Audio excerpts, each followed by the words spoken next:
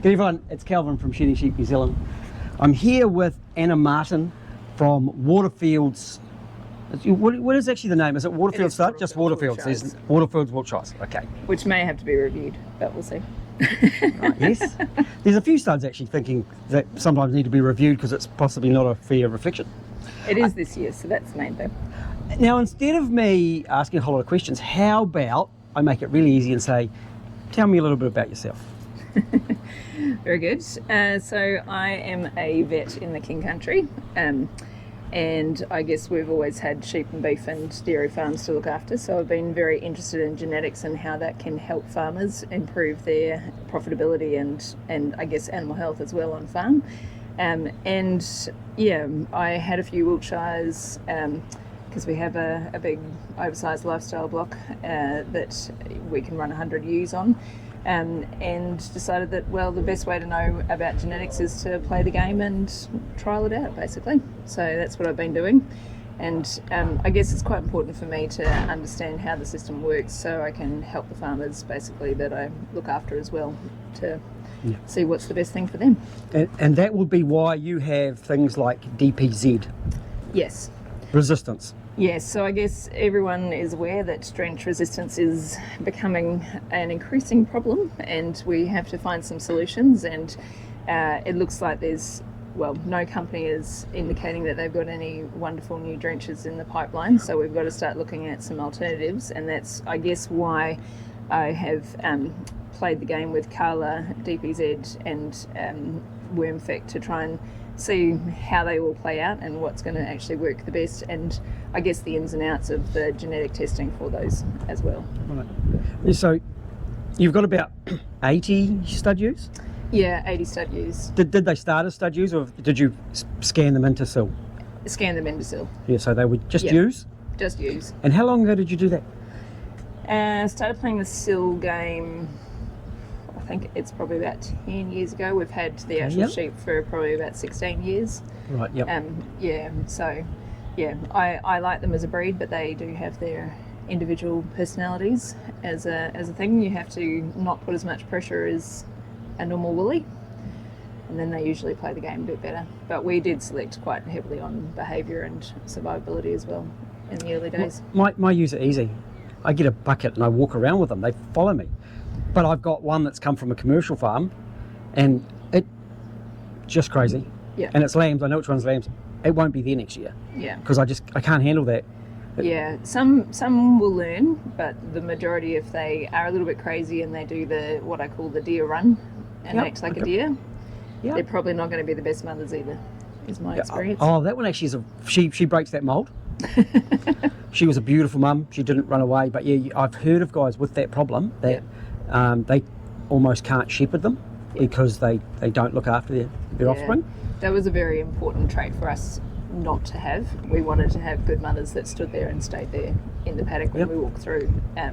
So mine are quite comfortable and quite used to it. There's very few, and they usually don't stay if they have any issue with running away if I'm close by. Yeah. Now another thing you've done, and which relates back to that first comment of revisiting the Wiltshire name, is you're running a Wiltshire Texel sire who's got lambs on the ground now, hasn't he? Yes. Tell me your thoughts on that and why you did that. So I guess with one of the things that we've been trying to focus on is facial eczema, and that is a wee bit of a challenge with developing very good resistance, but keeping meat and growth and nice asses, for want of a better technical term. And so I guess this was part of an experiment, a side experiment. It's not over the whole lot, so there are some pure Wiltshires, but it's a bit of a side experiment to try and add a bit of muscle and meat, and I guess just a slightly different conformation back into my flock and to see where we're at. But very particular on the Texel, made sure that he does have some facial eczema background, so we're not completely going back to square one with that.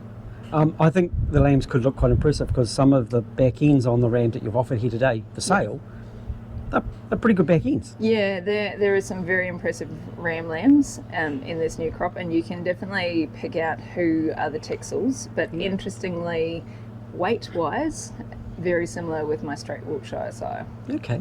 So just look different, Yeah. but weigh the same and growing pretty much the same.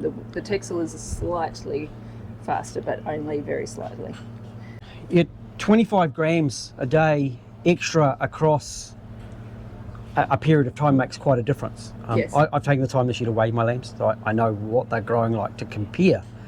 And I've weighed lambs at birth to know what ewes can safely birth without a problem. And so there are moves and culling because of that as well. So Yep.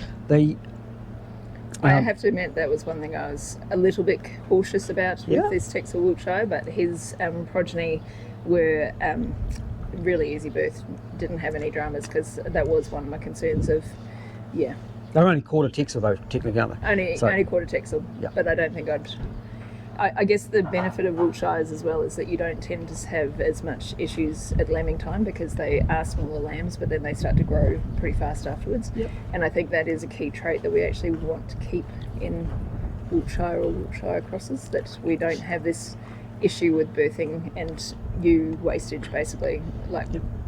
We don't get ewes dead at lambing. It's just not a thing. And we want to keep that way. I agree. I totally agree. And I think a lot of people need to focus and look at those sort of aspects, and I think Texel's going to have an influence. Yes. Whether it's going to be, the offspring of yours is 12 and a half off that any one's rams that you bring to sale next year, 12 and a half up to, is it going to be 33, 35%? I don't know what that is, but I'm going to be watching, and certainly with the shedding Texel, because we should actually say it's a shedding Texel. It is, isn't it? Yeah, he didn't as a lamb himself, as a half Texel, half Wiltshire. So. Yeah, we didn't actually state that, because also a very important key trait. Very, very important is actually the wool falls off. I'm not actually caring when the wool falls off. As long as it falls off, I'm happy. I've kept one in my flock that hasn't shed, as an example, but it'll be her last year too, and so that's important. Yeah, it is quite interesting. At one, probably 5 or 6 years ago, I did record how shed they were at weaning, and kept some of them, and probably at least 3/4 of them shed as a 2-tooth, but they always produce lambs that never shed at weaning. So if you do want that shedding at weaning, it is quite important to actually select heavily on that.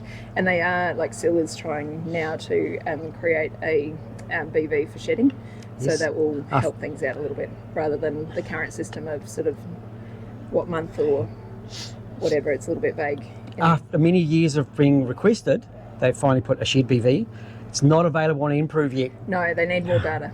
Yeah, so that isn't there yet, but hopefully when we get it there, that'll be fantastic. Yeah. So part of the group that I'm involved in, which is the Shedding Sheep Improvement Group, they are trying to feed enough data in that it will become live and actually be useful into the cell system. So.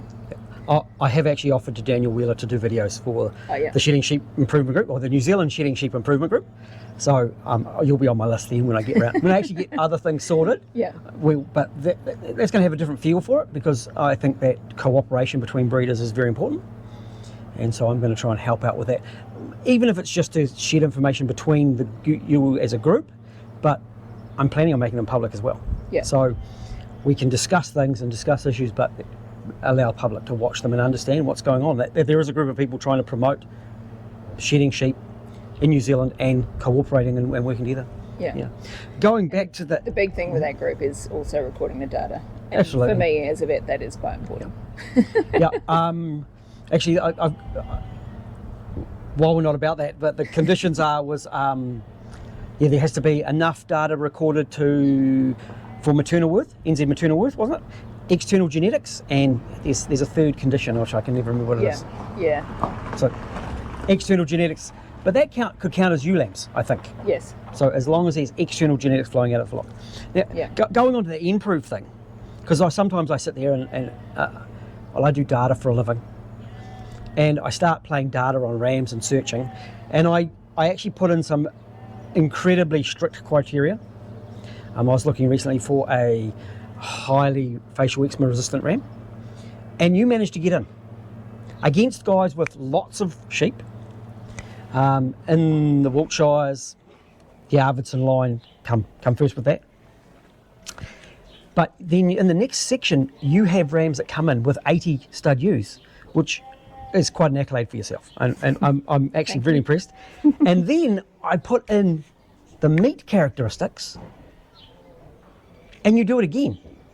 So when I start putting just a really balanced ram, you have some that come up and you're stacking up against the big boys, and I'd say, with a very small flock. So I think that's a big credit to yourself. And it's absolutely great to actually meet you and have a chat. Yeah. You've been on my list for a while to come down, but getting the time to come down, because it's quite a trip.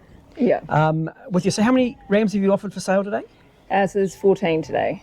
Oh, there's 14 of them, Yeah. Next year there'll probably be more because of, I'll have to keep quite a few more to get enough data to do enough testing throughout their lifetime to be happy with some of the size, like this Texel Wiltshire that doesn't have previous recordings.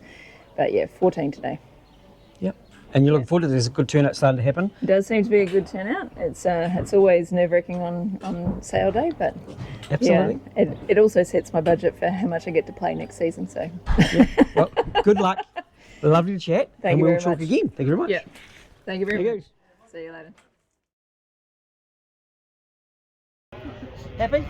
Yes. How many sold? All of them. 100% clearance today. 100% clearance. Have you had time to work out the average sale price today? Hasn't happened yet. It's too soon, eh? It's too But soon. all sold. All sold. They look really impressive in the ring. It was really nice seeing them go through. Yeah. And there were even some in there that would have been in my price range. Yeah. I could have taken one home. Yeah. And I would have got a pretty good quality ram today. So, and I think that's important that, as a lower farmer, that we can actually access some really good genetics. Absolutely. If we come to places like this, and still going to get an awesome animal, aren't we? Yeah. I'm glad you're happy. No, very Very Thank good. you very much. Take care. See you later.